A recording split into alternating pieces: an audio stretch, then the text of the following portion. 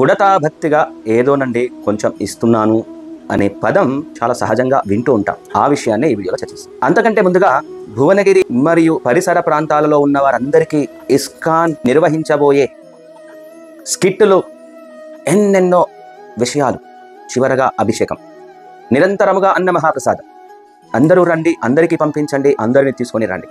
ఇక విషయంలోకి వచ్చినట్లయితే, ఉడతా భక్తి అంటే నేను కొంచెమే ఇస్తున్నాను కాబట్టి ఉడతా భక్తి అని అనుకుంటాం. వాస్తవానికి ఉడతా భక్తి అనేది క్వాంటిటీకి సంబంధించినది కాదు, భావానికి సంబంధించి. రామసేతు నిర్మించేటప్పుడు వానరులందరూ కూడా బ్రిడ్జి కట్టడానికి రాళ్ళు వేస్తున్నారు. అక్కడ ఉడత కూడా తన ప్రేమతో ఉసికను తీసుకుని వెళ్ళి అక్కడ వేస్తూ ఉంటే హనుమంతుల వారు ఉడతను మందలించారట.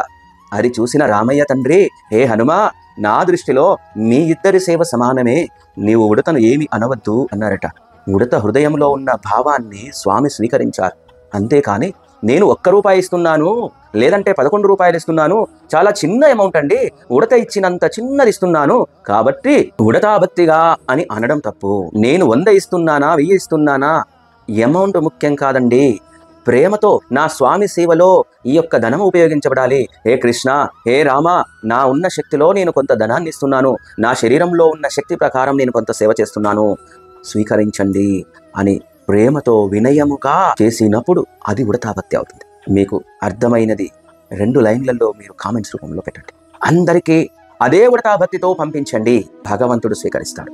మీ ఉడతా భక్తిని ఈ వీడియోని షేర్ చేయడంలో, సబ్స్క్రైబ్ చేయడంలో, కామెంట్ చేయడంలో ఉపయోగించండి. హరే కృష్ణ.